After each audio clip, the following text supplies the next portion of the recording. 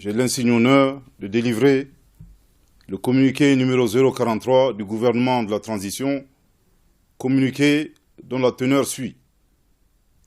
Par décret numéro 2023-002-PTRM du 6 janvier 2023, Son Excellence le colonel Assimi Goïta, président de la transition, chef de l'État, a accordé sa grâce avec remise totale de peine aux 49 Ivoiriens condamnés par la justice malienne pour les infractions suivantes. Crimes d'attentat et de complot contre le gouvernement, d'atteinte à la sûreté extérieure de l'État, de détention, port et transport d'armes et de munitions de guerre ou de défense, intentionnellement en relation avec une entreprise individuelle et collective ayant pour but de troubler l'ordre public par l'intimidation ou la terreur. En cette circonstance, le gouvernement de la transition et le peuple malien remercient Son Excellence le colonel Assimi Goïta, président de la transition, chef de l'État, pour ce geste qui démontre une fois de plus son attachement à la paix, au dialogue, au panafricanisme, à la préservation des relations fraternelles et séculaires avec les pays de la région, en particulier celles entre la République du Mali et la République de Côte d'Ivoire.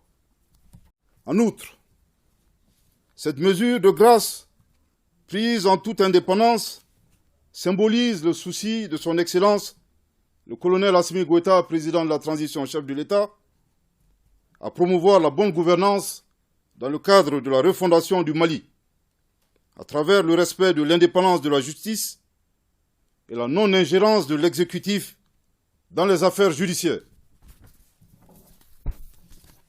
La mesure de grâce prise par le président de la transition vient ainsi conforter la dynamique créée suite à la signature à Bamako, le 22 décembre 2022, du mémorandum d'entente relatif à la promotion de la paix et au renforcement des relations d'amitié, de fraternité et de bon voisinage entre la République du Mali et la République de Côte d'Ivoire.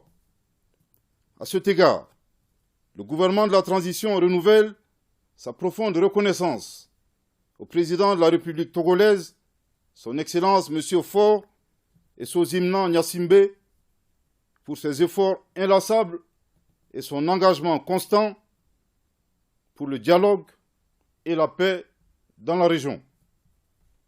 Dans la gestion de cette affaire, qui était bilatérale depuis sa survenue jusqu'à son dénouement, le gouvernement de la transition a été indigné par l'attitude partiale de certains responsables contre notre pays. Le cas le plus récent est la position agressive du président en exercice de la CEDEAO, Son Excellence M. Umaro Sissoko Embalo, qui, après avoir échoué lamentablement à porter atteinte à l'honneur du Mali devant les instances internationales, vient d'opposer un ultimatum au gouvernement de la transition concernant la libération des Ivoiriens. Le gouvernement de la transition voudrait faire remarquer à Son Excellence M. Embalo que depuis le 14 janvier 2022, le Mali ne figure plus sur la liste des pays intimidables et a définitivement retrouvé sa souveraineté. Je répète, le gouvernement de la transition voudrait faire remarquer à Son Excellence M. Embalo que depuis le 14 janvier 2022, le Mali ne figure plus sur la liste des pays intimidables et a définitivement retrouvé sa souveraineté. Je répète pour une dernière fois, le gouvernement de la transition voudrait faire remarquer à Son Excellence M. Embalo que depuis le 14 janvier 2022, le Mali ne figure plus sur la liste des pays intimidables et a définitivement retrouvé sa souveraineté. En effet, à cette date mémorable, le peuple malien s'est mobilisé massivement pour dénoncer les sanctions illégales illégitime et inhumaine de la CEDEAO et de l'UEMOA contre le Mali. Depuis plus de 10 ans, faisant face seul au terrorisme, sans ces organisations régionales, le Mali a survécu à ces sanctions et le sentiment patriotique du peuple malien s'est substantiellement renforcé. Aussi, dans l'intérêt des peuples ouest-africains, notamment leur sécurité, le bien-être, le gouvernement de la transition invite respectueusement son Excellence M. Ambalo à donner des ultimatums aux groupes terroristes qui constituent la plus grande menace en Afrique de l'Ouest, ainsi qu'à canaliser ses efforts dans l'éradication de la pauvreté dans la région.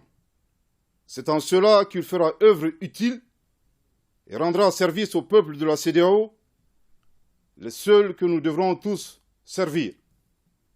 Que Dieu bénisse le Mali et préserve les Maliens.